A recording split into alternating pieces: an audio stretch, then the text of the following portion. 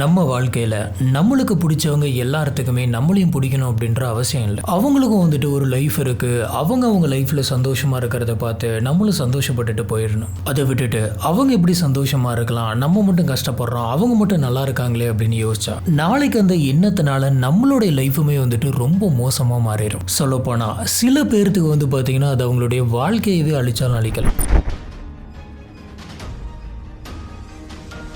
இங்கே ஒரு நபர் தைரியமாக நான் 5 கொலை பண்ண போகிறேன் அப்படின்னு சொல்லி வாட்ஸ்அப்பில் ஸ்டேட்டஸ் வச்சுருக்கான். அதுக்கப்புறம் அந்த குடும்பத்தில் இருந்தவங்களுக்கு என்ன ஆச்சு அப்படின்றது தான் இன்றைக்கி நம்ம பார்க்க போகிறோம்.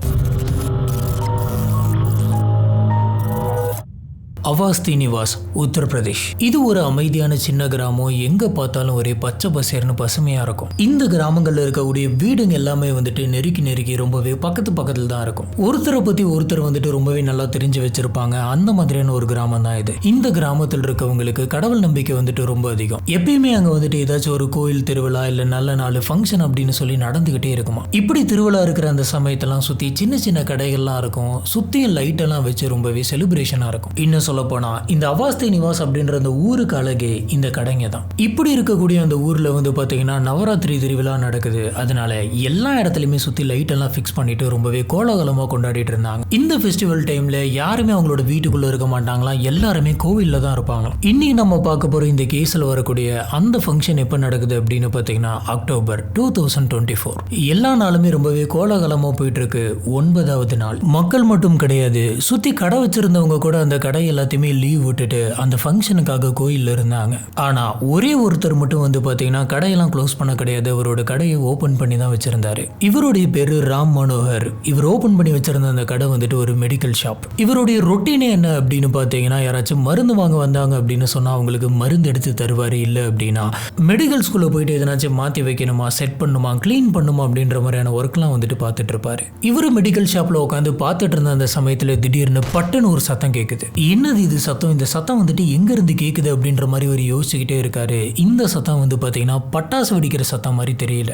இது கொஞ்சம் வித்தியாசமா இருக்கு. என்னது இது அப்படின்னு யோசிச்சுட்டு இருக்கப்பே மறுபடியும் வந்து பாத்தீங்கன்னா பட்டுன்னு ஒரு சவுண்டு கேக்குது. இந்த தடவை இவருக்கு கிளியரா தெரியுது இது ஏதோ ஒரு துப்பாக்கியில சுட்ட மாதிரியான ஒரு சத்தம் மாதிரி கேக்குதே அப்படின்னு. துப்பாக்கி சத்தம் அப்படின்னு தெரிஞ்ச உடனே ராம்க்கு வந்துட்டு ரொம்பவே பயம் வருது. என்ன பண்றது அப்படின்னு தெரியல. இந்த சத்தம் எங்க இருந்து வருது அப்படின்ற மாதிரி யோசிக்கிறாரு. இவரு பயந்துட்டே அந்த கடையை விட்டு வெளியில எந்திரிச்சு வர்றாரு. அப்பதான் மறுபடியும் அந்த சத்தம் கேக்குது. அந்த சத்தம் வந்து பாத்தீங்கன்னா இவருடைய மெடிக்கல் ஷாப்புக்கு பின்னாடி இருந்து கேக்குது. இவரோட கடைக்கு பின்னாடி வந்து பாத்தீங்கன்னா சின்னதா ஒரு வழி இருக்கு. இது ஒரு ஒத்தையடி பாதை. இவருக்கு உள்ளுக்குள்ள பயம் இருந்தாலும் என்னாச்சுன்னு தெரியல. என்னன்னு சொல்லிட்டு நம்ம போயிட்டு பார்க்கலாமா அப்படின்ற ஆர்வமும் ஒரு பக்கம் இருக்கு. இவர் அந்த மெடிக்கல் ஷாப்ல இருந்து வெளியில வந்து அந்த ஒத்தையடி பாதை கிட்ட போறாரு. அது ஃபுல்லா இருட்டா இருக்கு. நைட் டைம் அப்படிங்கறதுனால அவருக்கு ஒண்ணுமே தெரியல. அங்க லைட் கூட எதுவுமே இல்ல. இப்ப இந்த ஒத்தையடி பாதை வழியா போகணும் அப்படின்னு சொன்னா அதை தாண்டி ஒரு பில்டிங் இருக்கு. ஒருவேளை அந்த சத்தம் அந்த பில்டிங்ல தான் கேட்டிருக்கமோ அப்படின்ற சந்தேகம் இருக்கு. இப்ப அந்த பில்டிங்ல வந்து பாத்தீங்கன்னா நிறைய குடும்பங்கள் தங்கி இருக்கு. இவர் இப்படியே நம்ம போலாமா வேணாமா அப்படின்னு யோசிச்சுக்கிட்டே இருக்காரு. ஒருவேளை யாராச்சும் சுட்டுக்கிட்டு இருந்தாங்க அப்படின்னா நம்மளையும் சுட்டுருவாங்களோ அப்படின்ற பயமும் இவருக்கு இருக்கு.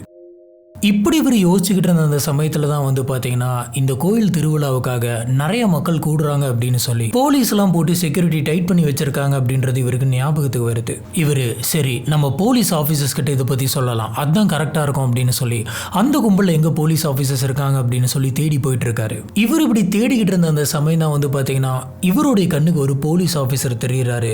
வேகமா அவர்கிட்ட போயிட்டு சார் இங்க பின்னாடி துப்பாக்கி சத்தம் கேட்டுச்சு, அங்கிருந்து தான் அந்த சத்தம் வருது, அங்க ஒரு பில்டிங் இருக்கு, எனக்கு சந்தேகமா இருக்கு, நீங்க வாங்க சார்னு கூப்பிடுறாரு. போலீஸ் ஆபீசருக்கு பார்த்த உடனே ஒண்ணுமே புரியல. சரி திருவிழா அப்படின்றதுனால குடிச்சிட்டு தான் இப்படி வளர்றான் போல இருக்கு அப்படின்ற மாதிரி நினைச்சுக்கிட்டாங்க. ஆனா போலீஸ்க்கு அந்த நபரை பாக்குறப்ப அப்படி தெரிய கிடையாது. உண்மையாலுமே ரொம்பவே பதட்டப்பட்டு சொல்லிட்டு இருக்கிறத புரிஞ்சுக்கிட்டாரு. இப்ப போலீஸ் ஆபீசர் வந்து எங்கன்னு காமி அப்படின்னு சொல்லி கூப்பிட இவங்க 2 பேருமே அந்த ஒத்தையடி பாதைக்குள்ள போறாங்க. அந்த இடமே வந்து பாத்தீங்கன்னா பயங்கர இருட்டா இருந்தது. போலீஸ் ஆபீசர்ஸ் முன்னாடி போக இவர் பயந்துகிட்டே பின்னாடி போறாரு. 2 பேருமே கிராஸ் பண்ணி போனதுக்கு அப்புறமா வீடுங்கள்லாம் வந்துட்டு வருது. முதல்ல இவங்க அங்கே வந்துட்டு ஒரு வீட்டுக்கு முன்னாடி நிற்கிறாங்க. சரி அந்த வீட்டுக்குள்ளே போயிட்டு பார்க்கலாம் அப்படின்ட்டு இவங்க 2 பேருமே அந்த வீட்டுக்குள்ளே போய் பார்க்குறாங்க. இப்படி உள்ளே போய் பார்த்தா இவங்க 2 பேருக்குமே அங்கே பயங்கரமான ஷாக் ஒன்று காத்துக்கிட்டு இருந்தது. அந்த வீட்டுக்குள்ளே வந்து பார்த்தீங்கன்னா சரியா வெளிச்சம் கூட கிடையாது. அவர்கிட்ட இருக்கக்கூடிய மொபைல் ஃபோன் எடுத்து டார்ச் லைட் ஆன் பண்ணி அடிக்கிறாரு. நீங்கள் யோசிச்சு பாருங்க, ஒரு இருட்டு ரூம்குள்ளே நம்ம பாட்டுக்கு போகிறோம், டக்குன்னு டார்ச் லைட் எடுத்து அடிக்கிறப்ப கீழே ஒருத்தங்க ரத்த வெள்ளத்தில் இறந்து கிடந்திருந்தா எப்படி இருக்கும்? ஆமாம், கீழே ஒரு நபர் வந்து பார்த்தீங்கன்னா பேச்சு மூச்சு இல்லாமல் படுத்து கிடக்கிறாரு. போலீஸ் ஆஃபீஸர்ஸ் கிட்ட போயிட்டு பார்த்தப்ப அவருக்கு உயிர் இல்லை அப்படின்னு தெரியுது. இந்த ஷாக்ல இருந்து இவங்க மீள்றதுக்கு முன்னாடி டார்ச் லைட்டை திருப்பி பார்த்தப்ப பக்கத்திலே, அதாவது இவருடைய சடலம் இருக்கிறதுக்கு கொஞ்சம் பக்கத்திலே வந்து பார்த்தீங்கன்னா இன்னொரு லேடியும் ரத்த வெள்ளத்தில் இறந்து கிடந்திருக்காங்க. இதை பார்த்து ஷாக்கான இவங்க டார்ச் லைட்டை வந்துட்டு அங்கேயும் அடிச்சிட்டு இருந்திருக்காங்க. அப்பதான் இன்னும் கொஞ்சம் பக்கத்தில் 2 சின்ன பொண்ணுங்க இறந்து கிடக்கிறத பார்க்குறாங்க. போலீஸ் ஆஃபீஸர்ஸ் தரையில் இப்படி டார்ச் அடிச்சு பார்த்தப்ப தரை ஃபுல்லாக வந்து பார்த்தீங்கன்னா ரத்தமாக மட்டும்தான் இருந்தது. இந்த கேஸ் வந்து பார்த்தீங்கன்னா ஆரம்பத்திலிருந்தே பயங்கர ஷாக்காக தான் போயிட்டு இருக்கு. இதில் ஒரு பெரிய ஷாக் நான் ஆரம்பத்திலே சொன்ன மாதிரி, ஒரு நபர் நான் 5 பேரை கொலை பண்ண போறேன் அப்படின்னு சொல்லிட்டு வாட்ஸ்அப் ஸ்டேட்டஸ் வச்சிருக்கான். அவன் வச்ச மாதிரி இந்த குடும்பத்தில் இருக்கிற 4 பேர் வந்துட்டு இறந்து போயிட்டாங்க. அதாவது 4 பேர் இறந்துட்டாங்க. இவன் நான் 5 பேரை கொலை பண்ண போறேன் அப்படின்னு சொன்னான். அப்ப அந்த 5வது பேர் யாரு? நம்மளுடைய சேனல்ல வந்து பார்த்தீங்கன்னா நிறைய கிரைம் கேசஸ் அப்புறம் இன்வெஸ்டிகேஷன் ஸ்டோரிஸ்லாம் வந்துட்டு போட்டுட்டு இருக்கோம். உங்களுக்கு இந்த வீடியோஸ்லாம் பிடிச்சிருந்தது அப்படின்னு சொன்னா மறக்காம லைக் பண்ணுங்க, நம்மளோட சேனலுக்கு சப்போர்ட் பண்ணி சப்ஸ்கிரைப் பண்ணுங்க. ஹலோ ஃப்ரெண்ட்ஸ், நான் உங்க சாமி. Welcome to the spot.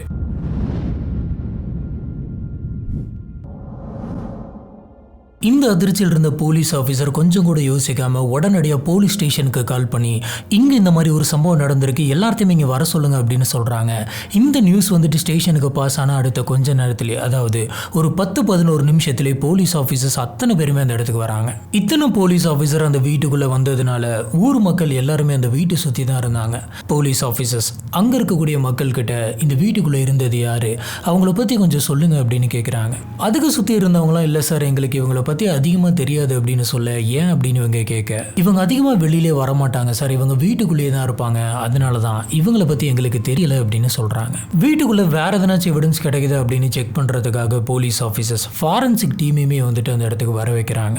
இந்த இன்ஃபர்மேஷன் கிடைச்ச அடுத்த 15வது நிமிஷம் அவங்களுமே உள்ளார வராங்க. இப்போ அந்த வீட்டை சுற்றி இருக்கக்கூடிய கடைகள்லாம் போயிட்டு விசாரிக்கிறாங்க. இந்த வீட்டுக்குள்ளே இருக்கக்கூடிய நபர்கள் உங்கள் கடைக்கு வருவாங்களா, அவங்க பேர் தெரியுமா, என்ன ஏது அப்படின்னு விசாரிச்சப்பதான் உள்ள இறந்து கிடக்கிற அந்த குடும்பத்தோடைய சொந்த வீடு இது கிடையாது அப்படின்னு தெரியுது, இது வாடகை வீடு தான் அப்படின்னு தெரியுது. இதனால அந்த வீட்டோடைய ஓனருக்கு கால் பண்ணி அந்த இடத்துக்கு வர வைக்கிறாங்க. இப்போ அந்த ஓனர்கிட்ட உள்ள இருக்கிறவங்களுடைய பேர்லாம் என்ன அப்படின்னு கேட்குறாங்க. அதை கன்ஃபார்ம் பண்றதுக்காக அவங்களும் நீங்களும் சேர்ந்து போட்டுக்கிட்ட ரெண்டல் அக்ரிமெண்ட் எடுத்துட்டு வாங்க அப்படின்னு கேட்குறாங்க. இதெல்லாம் வச்சு பார்க்குறப்ப அந்த வீட்டுக்குள்ள மொத்தம் 4 பேர். 35 வயசான சுனில் குமார், இவர் ஒரு ஸ்கூல் டீச்சரா இருந்திருக்காரு. 32 வயசான பூர்ணிமா, அது மட்டும் இல்லாம இவங்க 2 பேருக்குமே 2 பெண் குழந்தைங்க இருக்கு, 2மே சின்ன பொண்ணுங்க. மொத்தம் 4 பேர். இவங்க எல்லாருமே ஒரு 3 மாசத்துக்கு முன்னாடி தான் வந்து பாத்தீங்கன்னா இந்த வீட்டுக்கே வந்திருக்காங்க. இப்ப இந்த 4 பேர்த்தோட சடலமும் அந்த வீட்டுக்குள்ள கிடக்கிறதுக்கு கொஞ்சம் பக்கத்தில் தான் சுனில்குமார் அப்புறம் பூர்ணிமா இவங்க 2 பேர்த்தோட மொபைல் போன்ஸும் கிடந்திருக்கு. உடனடியாக போலீஸ் ஆஃபீஸர் சாஃப்ட்வேர் டீமை இந்த 2 மொபைல் போன்லயும் எதனாச்சும் நம்மளுக்கு டீட்டெயில்ஸ் கிடைக்குமான்னு பார்த்து சொல்லுங்க அப்படின்னு அனுப்பி வைக்கிறாங்க. ஃபாரன்சிக் டீம் வந்துட்டு சுனில்குமாரோடைய வீட்டில் இருக்கக்கூடிய எவிடன்ஸ் எல்லாத்தையுமே ரொம்ப கேர்ஃபுல்லாக செக் பண்ணி எடுத்து வச்சுக்கிறாங்க. இப்போ அங்கே இருக்கக்கூடிய மெயின் போலீஸ் ஆஃபீஸர் வந்து மற்ற ஆஃபீஸர்கிட்ட சுனில்குமாரோடைய ரிலேட்டிவ்ஸ் அப்படின்னு சொல்லி இந்த ஊரை தாண்டி யாராச்சும் இருக்காங்க அப்படின்னு சொன்னால் அவங்கள இமீடியட்டாக பிடிச்சிட்டு வாங்க, ஏன்னா அவங்கள வச்சு தான் இவங்க யார் என்ன நடந்துச்சு அப்படிங்கிறத கண்டுபிடிக்க முடியும் அப்படின்னு சொல்கிறாரு. இதனால மற்ற போலீஸ் ஆஃபீஸர்ஸ் எல்லாருமே ஊரு ஃபுல்லாக போயிட்டு தேட ஆரம்பிக்கிறாங்க. ஆனால் எவ்வளோ விசாரிச்சும் அந்த ஊருக்குள்ளே இருக்கவங்க சுற்றி இருக்கவங்களுக்கெல்லாம் இவங்களை பற்றின எந்த ஒரு டீட்டெயிலும் கிடைக்கல, இவங்களுடைய சொந்தக்காரங்க யாருமே கிடைக்கல. இந்த சமயத்தில் தான் வந்து பாத்தீங்கன்னா அந்த 4 பேருக்கு சடலத்துடைய பிரேத பரிசோதனை ரிப்போர்ட் வந்துட்டு வருது. அந்த ரிப்போர்ட்ல என்ன சொல்லியிருக்காங்க அப்படின்னு பாத்தீங்கன்னா 4 பேருமே குண்டடிப்பட்டு தான் செத்துருக்காங்க, எல்லாத்தையுமே துப்பாக்கியால சுட்டிருக்காங்க அப்படின்னு சொல்றாங்க. இதுல சுனில்குமாரோட உடம்புல வந்துட்டு 3 புல்லட் இருந்திருக்கு, பூர்ணிமாவுடைய உடம்புல 2 புல்லட் இருந்திருக்கு, இவங்களுடைய பொண்ணோட உடம்புல வந்துட்டு 2 புல்லட் இருந்திருக்கு, 2வது பொண்ணோட உடம்புல 1 புல்லட் இருந்திருக்கு. இந்த எல்லா தோட்டாக்களும் வந்து பாத்தீங்கன்னா ஒரே ஒரு துப்பாக்கியில இருந்தா வந்திருக்கு அப்படின்னு சொல்றாங்க. அப்படின்னு அப்படின்னா கொலைகாரன் ஒருத்தனா இருக்கலாம், அவன் ஒரே ஒரு துப்பாக்கி வச்சு சுட்டிருந்திருக்கலாம். இந்த கேஸ் வந்து பாத்தீங்கன்னா சுத்தி இருக்கக்கூடிய எல்லாருக்குமே தெரிய ஆரம்பிச்சிருச்சு. ஏன்னா இது ஒரு ஃபெஸ்டிவல்ல நடந்திருக்கு. போலீஸ் ஆபீசர்ஸ் பந்தோபஸ்ல இருந்த அந்த சமயமே அங்க இருக்கக்கூடிய ஒரு வீட்டுக்குள்ள இப்படி ஒரு சம்பவம் நடந்திருக்கு. அதுவும் ஒரே குடும்பத்தை சேர்ந்த 4 பேர் இறந்திருக்காங்க அப்படின்றதுனால இந்த நியூஸ் வந்துட்டு சோஷியல் மீடியாவில், டிவியில, நியூஸ் பேப்பர்ஸ்ல எல்லாத்துலயுமே பயங்கரமா பரவுது. இதனாலே போலீஸ் ஆபீசர்ஸ்க்கு பிரஷர் வந்து ரொம்பவே அதிகமாயிருது. இதனால லக்னோல ஒரு ஸ்பெஷல் டீம் போட்டு இந்த கேஸை இன்வெஸ்டிகேட் பண்ண ஸ்டார்ட் பண்ணாங்க. இந்த டீம் வந்து பாத்தீங்கன்னா முதல்ல இருந்து எல்லாத்தையும் விசாரிக்கிறாங்க. சுனிலோட வீட்டுக்குள்ள போயிட்டு முதல்ல போலீஸ் ஆபீசர்ஸ் விசாரிச்ச அந்த சமயத்துல அந்த வீட்டுக்குள்ள இவங்களுக்கு 8 புல்லட்டோட ஷெல்ஸ் எல்லாம் வந்துட்டு கிடைச்சிருக்கு. நம்ம ஏற்கனவே இந்த ஷெல்னா என்ன அப்படின்றத பத்தி நிறைய இடத்துல சொல்லியிருப்போம், மறுபடியும் சொல்றேன். துப்பாக்கியெல்லாம் நம்ம சுடுற அந்த சமயத்துல டக்குன்னு சுடுறப்ப அந்த தோட்டம் முன்னாடி போகும்போது அதோட ஷெல் வந்துட்டு தனியா கலண்டு விழுந்துரும். இப்படி கலண்டு விழுந்த 8 ஷெல்லுமே வந்து பாத்தீங்கன்னா அந்த வீட்டுல தான் கிடைச்சிருக்கு. இதை வச்சு பாக்குறப்ப அந்த வீட்டுக்குள்ள வச்சுதான் அந்த 8 பேர்த்தி சுட்டிருக்காங்கன்னு கன்ஃபார்ம் ஆகுது. இப்போ சுனிலோட வீட்டை வந்துட்டு கம்ப்ளீட்டா பார்த்தப்ப சுனிலோட வீட்டுல ஒரே ஒரு டோர் தான் இருக்கு. அதாவது சுனிலோடைய வீட்டுக்குள்ள நுழையிறதுக்கு ஒரே ஒரு மெயின் டோர் மட்டும்தான் இருக்கு. அப்ப கொலைகாரன் வந்துட்டு அந்த மெயின் டோர் வழியா தான் வந்திருக்கணும். அப்படி இல்லாத பட்சத்துல இவங்களோட வீடுங்கள்லாம் இருக்கக்கூடிய இடம் வந்துட்டு கொஞ்சம் பக்கத்துலேயே தான் இருக்குது அப்படின்றதுனால பக்கத்து வீட்டுல இருந்து எகிரி குதிச்சிருக்கலாம், மாடியில இருந்து குதிச்சிருக்கலாம், இல்லைன்னா ஜன்னல் வெளியே இறங்கி உடச்சிட்டு உள்ள போயிருக்கலாம். இதனால போலீஸ் ஆபீசர்ஸ் இந்த மாதிரி எதனாச்சும் உடஞ்சிருக்குமா அப்படின்னு சொல்லி வீட்டை செக் பண்ணி பாக்குறாங்க. ஆனா வீட்டுக்குள்ள உடஞ்ச மாதிரி எந்த ஒரு விஷயமே தெரியல. இதை வச்சு பாக்குறப்ப அந்த கொலைகாரன் வந்துட்டு கண்டிப்பா மெயின் டோர் வழியா தான் உள்ள வந்திருக்கணும். மெயின் டோரும் உடையில, மெயின் டோர்ல எந்த ஒரு பாதிப்புமே இல்லை அப்படின்றப்ப கதவை இவங்க தெரியாம திறந்து வச்சிருந்திருக்கலாம். வெளியில திருவிழா நடக்குது, கோயிலுக்காக எல்லாரும் போயிட்டு இருக்காங்க அப்படின்றதுனால இவங்க கதவை திறந்து வச்சிருந்திருக்கலாம். அந்த சமயத்துல இந்த கொலைகாரன் வந்துட்டு யாருக்குமே தெரியாம அந்த வீட்டுக்குள்ள போயிருந்திருக்கலாம். எல்லாருமே வர்றதுக்கு கரெக்டான டைம் பார்த்து வெயிட் பண்ணிட்டு இருந்து அந்த 4 பேர்த்தையுமே சுட்டு இருந்திருக்கலாம். நடந்த இந்த விஷயங்கள் எல்லாத்தையுமே பாக்குறப்ப ஒரு மர்ம நபர் வந்துட்டு அந்த வீட்டுக்குள்ள வந்திருக்கணும், வந்து அத்தனை பேர்த்தையுமே சுட்டிருக்கணும். அப்படின்னா அந்த நபர் அந்த வீட்டுல இருக்கக்கூடிய சுனில் கூட சண்டை போட்டு இருந்திருக்கலாம், இல்ல அந்த வீட்டுல இருக்கவங்களோட போராடி இருக்கலாம். இதனால அந்த வீட்டுல இருக்கக்கூடிய பொருட்கள் அத்தனையுமே கலைஞ்சிருந்திருக்கலாம். ஆனா அந்த வீட்டுக்குள்ள இருக்கக்கூடிய பொருட்கள் எல்லாமே அப்படி அப்படியே இருக்கு. எதுவுமே கலைஞ்ச மாதிரி இல்ல, ஒரு தள்ளுமுள்ளு நடந்த மாதிரி அங்க இல்ல. எல்லாமே ப்ராப்பரா இருந்திருக்கு. ஆனா அத்தனை பேருமே வந்துட்டு இறந்திருக்காங்க. முதல்ல ஒருத்தங்களை சுட்டிருந்தாங்க அப்படின்னு சொன்னா அந்த சத்தம் கேட்டு கூட மத்தவங்க அலர்ட் ஆயிருந்திருக்கலாம், தப்பிச்சு போக ட்ரை பண்ணியிருந்திருக்கலாம், இல்ல தள்ளுமுள்ளு நடந்திருக்கலாம். இப்படி இருக்கிறப்ப அத்தனை பேருத்தையுமே ஒருத்தர சுட்டிருக்காங்க. ஆனா வீட்டுல எதுவுமே கலையிலே அப்படின்ற மாதிரி போலீஸ் யோசிச்சாங்க. அப்படின்னா கொலைகாரன் வந்துட்டு ஒருத்தனா இல்ல ஒருத்தனுக்கு மேற்பட்ட ஆளா, அடுத்தவங்களுக்கு சத்தம் கேட்கறதுக்கு முன்னாடி டக்கு டக்குன்னு போயிட்டு எல்லாத்தையும் சுட்டுட்டானா அப்படின்ற மாதிரி யோசிக்கிறாங்க. கண்டிப்பா அவன் சைலன்சர் போட்டு சுட்டிருக்க முடியாது. ஏன்னா இவன் சுட்ட அந்த சத்தம் வந்துட்டு மெடிக்கல் ஷாப்ல இருக்கக்கூடிய ராம்கே கேட்டிருக்கு. அது மட்டும் இல்ல அந்த ஒத்தையடி பாதை வழியா இவன் ஒருத்தன் உள்ள போயிருந்திருக்கலாம். கும்பலா இல்ல 2-3 பேர் உள்ள போயிருந்தாங்கன்னா கண்டிப்பா ராம் வந்துட்டு அதை நோட் பண்ணியிருந்திருக்கணும். அப்படி ராம் வந்துட்டு அந்த சமயம் நோட் பண்ணல அப்படின்னாலும் ராம் போயிட்டு போலீஸ் ஆபீசர் கிட்ட சொல்லி போலீஸ் ஆபீசரை கூப்பிட்டுக்கிட்டு அந்த ஒத்தையடி பாதை வழியா போற அந்த சமயத்துல கண்டிப்பா இவங்களை கிராஸ் பண்ணி தான் போயிருந்திருக்கணும். ஆனா இவங்க அந்த மாதிரி யாருமே பார்க்கல. இந்த மாதிரி பல குழப்பங்கள் வந்துட்டு அவங்களுக்கு வருது.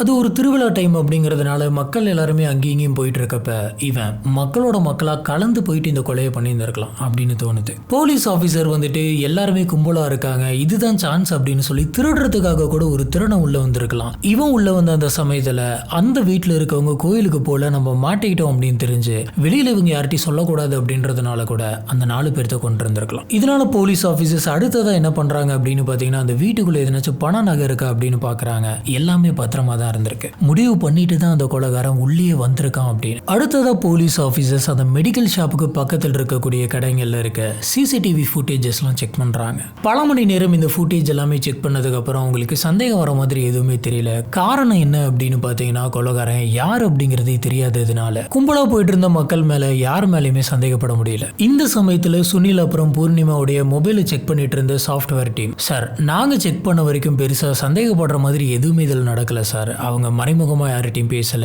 யார் இவங்களை மிரட்டல அப்படின்றது கிளியரா தெரியுது. சொல்லப்போனா சுனில் வந்துட்டு அவருடைய அப்பா அம்மா கிட்ட பேசியிருக்காரு. அதுக்கப்புறம் பூர்ணிமா வந்துட்டு அவருடைய அப்பா அம்மா தம்பி இந்த மாதிரியான ஆட்கள்கிட்ட தான் பேசியிருக்காங்க.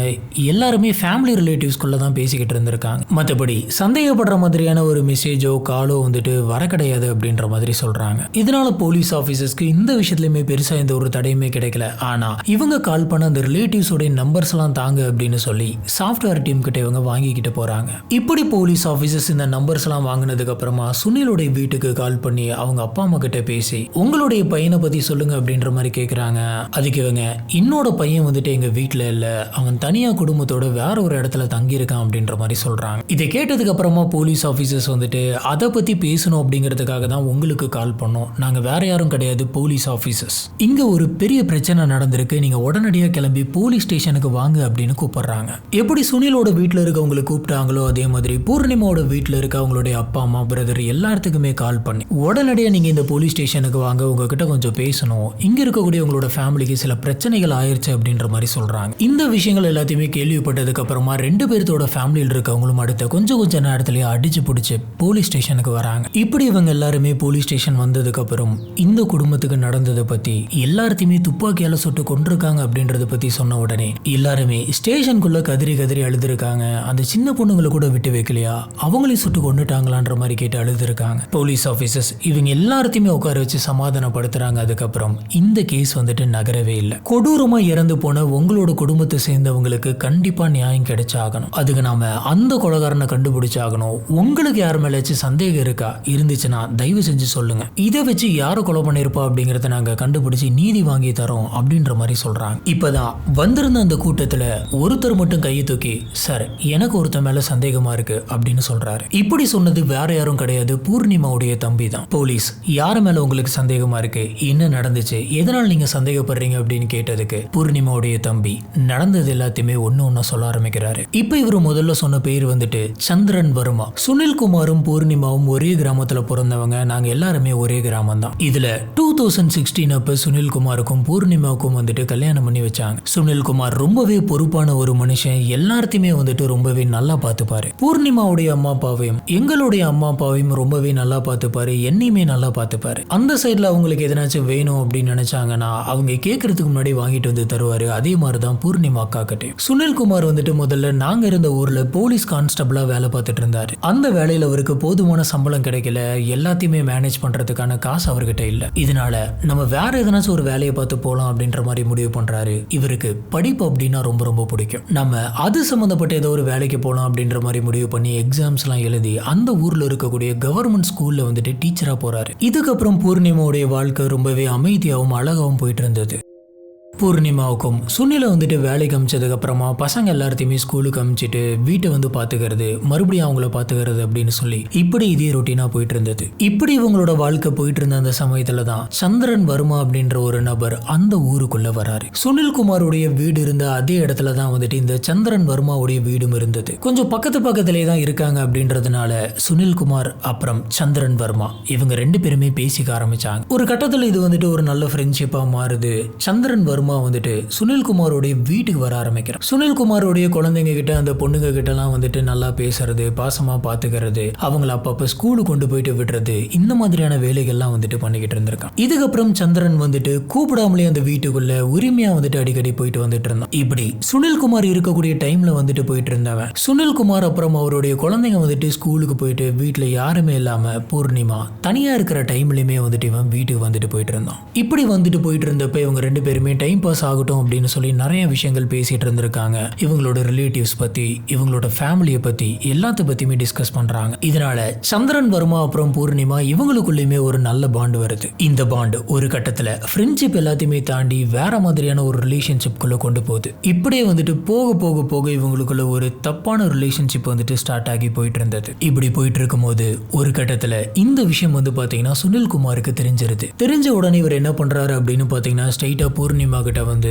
உன்னை நான் நல்லா தானே பார்த்துக்கிட்டேன், உனக்கு நான் எதனாச்சும் ஒரு குறை வச்சிருப்பேனா, அப்படி இருக்கிறப்ப எனக்கு துரோகம் பண்ணணும் அப்படின்னு சொல்லி உனக்கு எப்படி தோணுச்சு, சரி எல்லாத்தையும் விடு, உனக்கு அந்த சந்திரன் வர்மா தானே பிடிச்சிருக்கு, இனிமே நீ அவன் கூடயே போயிரு, எனக்கு நீ டைவர்ஸ் தந்துரு அப்படின்ற மாதிரி கேட்கிறாரு. இதை கேட்ட பூர்ணிமா வந்துட்டு பயங்கரமா அழுதுருக்காங்க. தெரியாம தப்பு பண்ணிட்டு இதுக்கு மேல நான் எதுவுமே பண்ண மாட்டேன் அப்படின்னு சொல்லி அழுதுருக்காங்க. ஆனா இவங்க அழுதது எதுவுமே வந்து பாத்தீங்கன்னா சுனில்குமார்னால ஏத்துக்கவே முடியல. பூர்ணிமா இதுக்கு மேல இந்த மாதிரி நடக்கவே நடக்காது அப்படின்ற மாதிரி பல நாள் வந்துட்டு ப்ராமிஸ் பண்ணிருக்காங்க. ஆரம்பிக்கிறாங்க. ஒரு கட்டத்துல சுனில்குமார் வந்துட்டு நம்மளுக்கு 2 பெண் குழந்தைங்க இருக்கு, நம்ம 2 பேரும் பிரிஞ்சிட்டோம் அப்படின்னு சொன்னா நாளைக்கு அவங்களோட வாழ்க்கை வந்துட்டு ரொம்பவே பாதிக்கப்பட்டுரும் அப்படின்றத நினைச்சு, இதுதான் உனக்கு லாஸ்ட் வார்னிங், நடந்தது எல்லாமே நடந்து போயிருச்சு, ஏதோ ஒரு தப்பு நீ பண்ணிட்ட, இதோட இதை விட்டுரு, இதுக்கு மேல நீ இதை கண்டினியூ பண்ணக்கூடாது, அப்படி கண்டினியூ பண்றேன்னா நான் டைவர்ஸ் பண்ணிடுவேன் அப்படின்ற மாதிரி மிரட்டி வைக்கிறாரு. இதுக்கப்புறம் பூர்ணிமாவுக்கு நம்ம ஒரு பெரிய தப்பு பண்ணிட்டோம் அப்படிங்கிறது புரியுது. இதுக்கு மேல இது எல்லாத்தையுமே விட்டுட்டு நம்மளுடைய ஹஸ்பண்ட் அப்புறம் குழந்தைங்க அப்படின்னு சொல்லி இவங்களுக்காக மட்டுமே வாழணும் அப்படின்ற மாதிரி நினைக்கிறாங்க. ஆனா பாத்தீங்கன்னா இந்த மாதிரி மாட்டி இந்த விஷயங்கள்லாம் தெரிய வந்ததுக்கு அப்புறம் தான் அவங்களுக்கு இந்த மாதிரியான ஒரு புத்தி வருது. நம்ம ஒரு நபர் கூட ரிலேஷன்ஷிப்ல இருக்கோம், அவங்களுக்கு ட்ரஸ்டா இருக்கணும் அப்படின்ற மாதிரி முன்னாடி அவங்களுக்கு தோணல. ஆனா சுனில்குமார் சொன்ன மாதிரி பூர்ணிமா வந்துட்டு கம்ப்ளீட்டா இதுக்கு மேல நம்ம குடும்பத்தோட தான் இருக்கணும் அப்படின்ற முடிவு எடுக்கிறாங்க. இந்த முடிவுக்கு அப்புறமா பூர்ணிமா வந்துட்டு சந்திரன் கூட இருக்கக்கூடிய எல்லா கம்யூனிகேஷனுமே வந்து டக்குன்னு கட் பண்றாங்க. இதுக்கப்புறமா பூர்ணிமா அப்புறம் சந்திரன் வர்மா இவங்க 2 பேருமே பேசிக்கிறது இல்ல. இந்த விஷயத்தை நோட் பண்ண சுனில்குமார் வந்துட்டு சரி இதுக்கு மேல எந்த ஒரு பிரச்சனையுமே இல்லை அப்படின்ற மாதிரி அவர் நினைச்சாரு. ஆனா பிரச்சனையும் அங்கிருந்து ஆரம்பிக்குது. ஒரு நாள் பொண்ணுங்க 2 பேர்த்துக்குமே வந்துட்டு உடம்பு சரியில்லை அப்படிங்கிறதுனால சுனில்குமார் அவங்க 2 பேர்த்தையுமே கூட்டிக்கிட்டு ஹாஸ்பிட்டல் போயிருந்தாரு. இந்த சமயத்துல வீட்டுல யாருமே இருக்க கிடையாது, வீட்டுக்குள்ள பூர்ணிமா மட்டும்தான் இருந்தாங்க. இந்த விஷயத்த தெரிஞ்சுக்கிட்டு இந்த சந்திரன் வந்துட்டு ஸ்ட்ரெயிட்டா பூர்ணிமாவுடைய வீட்டுக்குள்ளே வரான். வந்த இவன் என்ன சொல்றான் அப்படின்னு பாத்தீங்கன்னா, ஏன் நீ என்கிட்ட பேசுறது இல்ல, எனக்கு தெரியும் இங்க உனக்கு ஒரு பிரச்சனை இருக்குது அப்படின்ட்டு, நீ உன்னுடைய ஹஸ்பண்ட் அப்புறம் உன்னுடைய குழந்தைங்க 2 பேர்த்தையும் விட்டுட்டு என் கூட வா, நம்ம 2 பேருமே சேர்ந்து தனியா போயிட்டு ஒரு தனி வாழ்க்கையை வாழலாம் அப்படின்ற மாதிரிலாம் பேசியிருக்கான். இந்த விஷயத்தை கேட்ட பூர்ணிமா வந்துட்டு இல்ல அது எல்லாத்தையுமே நீ விட்டுரு, நானும் தான் சேர்ந்து தப்பு பண்ணியிருக்கேன், நான் தெரியாம ஒரு தப்பு பண்ணிட்டேன், ஆனா எனக்குன்னு சொல்லிட்டு ஒரு வாழ்க்கை இருக்கு, எனக்கு ஒரு ஹஸ்பண்ட் இருக்காரு, குழந்தைங்க இருக்காங்க, அதே மாதிரிதான் வந்து பாத்தீங்கன்னா உனக்கும் வந்துட்டு உன்னோட குடும்பம் இருக்கு, உனக்குன்னு ஒரு தனி வாழ்க்கை இருக்கு, நான் என்னோட வாழ்க்கையை பாத்துக்கிறேன், நீ உன்னுடைய வாழ்க்கையை பாத்துக்க, நடந்த இந்த தப்பு எல்லாத்தையுமே கம்ப்ளீட்டா மறந்துட்டு நம்ம மூவ் ஆன் ஆகலாம் அப்படின்ற மாதிரி பேசியிருக்காங்க. இதை கேட்ட சந்திரன் வர்மாவுக்கு பயங்கரமா கோவம் வருது. நீ என்ன பேசிட்டு இருக்க, நீ என்னென்னத்தையோ உளறிட்டு இருக்க, அது எதுவுமே எனக்கு தேவையில்லை, மரியாதையை நீ உன்னோட ஹஸ்பண்டையும் குழந்தைங்களை விட்டுட்டு என் கூட வா, இல்லைன்னா உன்னோட சேர்த்து உன் குடும்பத்தில் இருக்கிற அத்தனை பேர்த்தையுமே நான் கொலை பண்ணிடுவேன் அப்படின்னு மிரட்டிட்டு போறான். இதுக்கப்புறம் ஹாஸ்பிட்டலுக்கு போன சுனில் வந்துட்டு அவங்களோட குழந்தைங்களோட வீட்டுக்கு வராங்க. வந்ததுக்கு அப்புறமா பூர்ணிமா சுனில் கிட்ட இங்க என்ன நடந்துச்சு அப்படிங்கிற எல்லாத்தையுமே சொல்றாங்க. இப்போ சுனில் வந்துட்டு என்ன சொல்றாருன்னா, சரி இதை நான் பாத்துக்கிறேன், நீ பெருசா எடுத்துக்காத, நீ எதுக்கும் பயந்துக்காத, நீ இப்ப திருந்தி வாழணும் அப்படின்னு முடிவு பண்ணிட்டல, நீ மனசு மாறாம இப்படி இரு, மத்ததெல்லாம் நம்ம பாத்துக்கலாம் அப்படின்ற மாதிரி ஆறுதல் படுத்துறாரு. ஆனா சந்திரன் சொல்லிட்டு போன இந்த விஷயங்கள் எல்லாமே இவரோட மைண்டுக்குள்ள ஓடிக்கிட்டே இருக்கு. இப்படி நம்ம விட்டோம் அப்படின்னு சொன்னா இவன் பூர்ணிமாவை அடுத்தடுத்து டிஸ்டர்ப் பண்ணிக்கிட்டே தான் இருப்பான். அதனால 2024 ஆகஸ்ட் சுனில்குமார் வந்துட்டு ஸ்ட்ரெயிட்டா போலீஸ் ஸ்டேஷனுக்கு போயிட்டு, சார் சந்திரன் அப்படின்ற ஒரு நபர் வந்துட்டு என்னோட ஒய்ஃபை டிஸ்டர்ப் பண்ணிக்கிட்டே இருக்கான், உங்களை நான் சும்மா விட மாட்டேன், குடும்பத்தையே அழிச்சிருவேன் அப்படின்ற மாதிரி மிரட்டிட்டு இருக்கான், நீங்க தான் கேட்கணும் அப்படின்னு சொல்லி ஒரு கம்ப்ளைண்ட் எழுதி தராரு. இந்த கம்ப்ளைண்ட் பார்த்ததுக்கு அப்புறம் விசாரிச்சதுக்கு அப்புறம் இவன் மிரட்டினது உண்மைதான் அப்படின்னு தெரிஞ்சதுக்கு அப்புறம் போலீஸ் ஆபீசர்ஸ் இந்த சந்திரன் வர்மாவை போலீஸ் ஆபீசர்ஸ் அரெஸ்ட் பண்ணி ஜெயில போடுறாங்க. இப்படி சந்திரன் வர்மாவை ஆபீசர்ஸ் வந்துட்டு அரெஸ்ட் பண்ணிட்டு போனதுக்கு அப்புறமா என்னுடைய அக்காவும் சுனிலும் வந்துட்டு ரொம்பவே சந்தோஷமா இருந்தாங்க. இந்த இடத்துல நம்மளுக்கு இந்த மாதிரியான மெமரிஸ் வேணாம், நாளைக்கு வந்துட்டு இதனால நம்மளுக்கு பிரச்சனை இருக்கக்கூடாது அப்படின்னு சொல்லிதான் அந்த இடத்தை காலி பண்ணிட்டு இவங்க இப்ப இருக்கக்கூடிய இடத்துக்கே வந்தாங்க. இப்படி போய்கிட்டு இருந்த இந்த சூழ்நிலையில தான் கொஞ்ச நாளைக்கு முன்னாடி அந்த சந்திரன் வர்மா வந்துட்டு பெயில் வாங்கிட்டு வெளியில வந்துட்டான் அப்படின்ற விஷயம் எங்களுக்கு தெரிஞ்சது. இந்த விஷயத்தை நான் கேள்விப்பட்ட உடனே இதனால என்னுடைய அக்காவுக்கு எதனாச்சும் பிரச்சனை வந்துருமோ அப்படின்ற மாதிரியும் நான் யோசிச்சேன். இருந்தாலும் சரி ஜெயிலுக்கெல்லாம் போயிருக்கான் அப்படின்றதுனால கண்டிப்பா திருந்திருப்பான் அப்படின்ற மாதிரி நினைச்சேன். ஆனா இப்படி ஒரு விஷயம் நடக்கும் அப்படின்னு சொல்லி நான் எதிர்பார்க்கவே இல்லை அப்படின்னு சொல்லி ஸ்டேஷன்ல அவங்க தம்பி வந்துட்டு பயங்கரமா அழுகிறாரு. இந்த விஷயங்கள் எல்லாத்தையுமே போலீஸ் ஆபீசர்ஸ் கேட்டு முடிச்சதுக்கு அப்புறமா சரி இதுக்கு மேல நாங்க பாத்துக்கிறோம், நீங்க எதுக்கும் கவலைப்படாதீங்க, கண்டிப்பா நம்மளுக்கு நீதி கிடைக்கும் அப்படின்ற மாதிரி சொல்றாரு. கூடவே போலீஸ் ஆபீசர்ஸ் வந்துட்டு அவங்க தம்பி கிட்ட நீங்க சொன்ன அந்த சந்திரன் வர்மாவுடைய மொபைல் நம்பர், அவங்க கூட இருக்கக்கூடிய ஃப்ரெண்ட்ஸ் மொபைல் நம்பர்லாம் உங்களுக்கு தெரியுமா அப்படின்ற மாதிரி கேட்குறாங்க. அதுக்கு அவங்க தம்பி வந்துட்டு ஆமா எனக்கு கொஞ்சம் பேர்த்து பத்தி தெரியும் அப்படின்னு சொல்லி அவங்களுடைய செல்போன் நம்பர்ஸ் எல்லாத்தையுமே ஸ்டேஷன்ல கொடுத்துட்டு போறாரு. இப்படி போனதுக்கு அப்புறமா உடனடியாக போலீஸ் ஆபீசர்ஸ் இந்த சந்திரன் வர்மாவுடைய நம்பரை வந்துட்டு ஃபுல்லா ட்ராக் பண்ணுங்க, லாஸ்டா யார் யார்கிட்ட பேசியிருக்கா, அதிகமா யார்கிட்ட பேசியிருக்கா அப்படின்ற எல்லா இன்ஃபர்மேஷனுமே எடுங்கன்னு சாஃப்ட்வேர் டீம் கிட்ட கொடுக்குறாங்க. அது மட்டும் இல்ல இவங்க தம்பி சொன்ன மாதிரி உண்மையாலுமே சுனில்குமார் வந்துட்டு போலீஸ் ஸ்டேஷன்ல போயிட்டு கம்ப்ளைண்ட் பண்ணியிருக்காரா அப்படின்றதையும் கிராஸ் செக் பண்றாங்க. இவங்க சொன்ன மாதிரி சுனில்குமார் வந்துட்டு சந்திரன் வர்மா அப்படின்ற ஒரு நபர் மேல ஒரு கேஸ் கொடுத்திருக்காரு. அந்த கம்ப்ளைண்ட் ஃபைலை வந்துட்டு இவங்க வாங்கி என்ன மாதிரி கேஸ் கொடுத்திருக்காங்க அப்படின்னு சொல்லி கம்ப்ளீட்டா செக் பண்றாங்க. இப்படி சாஃப்ட்வேர் டீம் வந்துட்டு சந்திரனுடைய நம்பரை செக் பண்ண அந்த சமயத்துல சந்திரன் கடைசியா யார் யாருக்கெல்லாம் பண்ணியிருக்கா அப்படின்ற எல்லா டீட்டெயிலும் தெரியுது. இதை வச்சு சந்திரனுடைய ரிலேட்டிவ்ஸ் அப்புறம் ஃப்ரெண்ட்ஸ் இவங்களோட ஃபோன் நம்பர்லாம் எடுத்து அவங்களுக்குலாம் போலீஸ் ஆஃபீஸர்ஸ் கால் பண்ணி பேசுறாங்க. இப்படி போலீஸ் ஆஃபீஸர்ஸ் இவனுடைய ஃப்ரெண்ட்ஸ் கிட்ட பேசின அந்த சமயத்துல தான் போலீஸ்க்கு இன்னொரு ஷாக்கிங்கான விஷயம் தெரிய வருது. அது என்னன்னு பாத்தீங்கன்னா 12 செப்டம்பர் 2024 சந்திரன் வந்துட்டு ஒரு வாட்ஸ்அப் ஸ்டேட்டஸ் ஒன்று வச்சிருக்கான். அதுல நான் 5 பேரை கொலை பண்ண போறேன் அப்படின்ற மாதிரி ஸ்டேட்டஸ் வச்சிருந்ததா சொல்றாங்க. இதுல போலீஸ் ஆஃபீஸர்ஸ் என்ன யோசிக்கிறாங்க அப்படின்னு பாத்தீங்கன்னா இந்த வீட்டுக்குள்ள மொத்தம் 4 பேர் இறந்துட்டாங்க. ஆனா இவன் 5 பேரை நான் கொலை பண்ண போறேன் அப்படின்னு எழுதியிருக்கான். அப்ப அந்த 5வது நபர் யாரு? அந்த 5வது நபர் யாரா இருக்கும் அப்படின்ற மாதிரி யோசிக்கிறாங்க. அந்த 5வது நபர் யாரா இருந்தாலும் சரி அவங்களை கொலை பண்றதுக்கு முன்னாடி வேணா நம்ம பிடிக்கணும். போலீஸ் ஆஃபீஸர்ஸ் மறுபடியும் அந்த மெடிக்கல் ஷாப்புக்கு பக்கத்தில் இருக்கக்கூடிய அந்த கடைகளுடைய சிசிடிவி ஃபுட்டேஜஸ் எல்லாம் போட்டு பார்க்கறாங்க. இதுக்கு முன்னாடி மக்கள் கூட்டம் எல்லாமே போயிட்டு இருந்ததுனால யாரை நம்ம பார்க்கணும் அப்படின்னு தெரியாததுனால பெருசா எதுவுமே கிடைக்கல. ஆனா இந்த தடவை சந்திரன் அப்படின்ற நபரை தான் நம்ம தேடிக்கிட்டு இருக்கோம் அப்படின்றது போலீஸ் ஆஃபீஸர்ஸ்க்கு தெளிவா தெரிஞ்சிட்டதுனால கும்பல்லாம் போயிட்டு இருந்த அந்த சமயத்துல அந்த ஒத்தையடி பாதை வழியா சந்திரன் அன்னைக்கு போயிருக்கானா, அந்த ஊர்ல தான் இருந்திருக்கானான்றதை கன்ஃபார்ம் பண்றதுக்கு மறுபடியும் சிசிடிவி ஃபுட்டேஜஸ் எல்லாத்தையுமே பாக்குறாங்க.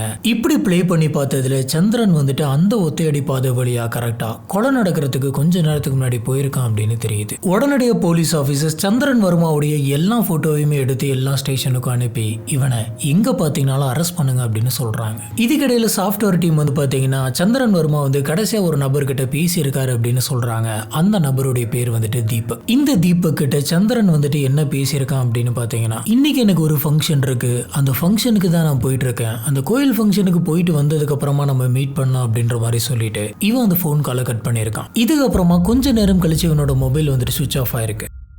அடுத்ததா போலீஸ் ஆஃபீஸர் யார் இந்த தீபக் அப்படின்னு விசாரிக்கிறாங்க. விசாரிச்சப்ப தீபக் இவனுடைய ஃப்ரெண்டு அப்படின்னும் தீபக் ஒரு கடை வச்சிருக்காரு அப்படின்னும் தெரியுது. மேற்கொண்டு இந்த டைம்ல அவரு கடையில தான் இருப்பாரு அப்படின்றதும் தெரியுது. உடனடியாக போலீஸ் ஆஃபீஸர்ஸ் அந்த கடைக்கு போறாங்க. போயிட்டு அங்கிருந்து தீபக்கை பார்த்து சந்திரனை நீ எப்ப கடைசியா பார்த்த அப்படின்ற மாதிரி கேட்கறாங்க.